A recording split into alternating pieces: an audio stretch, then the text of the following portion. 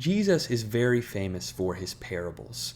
He gives the parable of the sower, the parable of the unforgiving servant, or the parable of this Good Samaritan.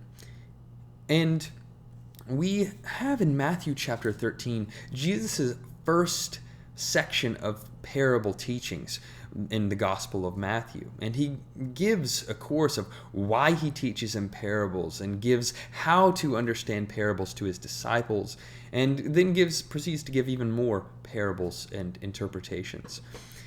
But at the very end of these parables, he gives a parable that we don't talk about very much, the parable of the scribes of the kingdom. He says to his disciples in verse 51, "Have you understood all this?" They answered, "Yes." And he said to him, "Therefore every scribe who has become a disciple in the kingdom of heaven is like the master of a household, who brings out of his treasure what is new and what is old." When Jesus had finished these parables, he left that place. I know that many of us have had grandparents or relatives who have these old heirlooms they bring out and show to people and show how awesome and precious they are to them. And it's sometimes astounding that we see these and can appreciate them and see a sense of familiarity with our own ancestors and family through these heirlooms. So how is the scribe like this master who brings out these things old and new from his storehouse? You see, the scribes of the kingdom were the scholars.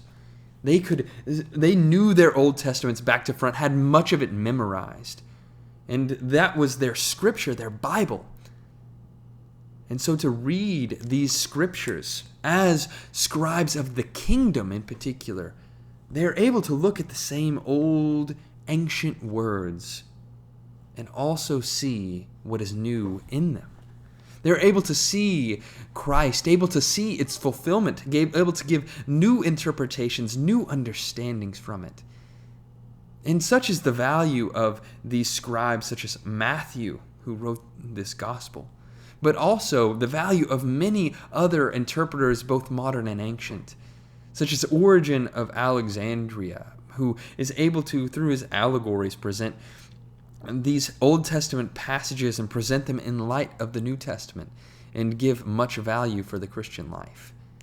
And I hope that as we encounter the scriptures, especially the Old Testament scriptures, we are able to not just read them as histories that are boring and old and ancient times past, but able to see in them newness and freshness, especially in light of the one to whom they all point, to Jesus Christ himself.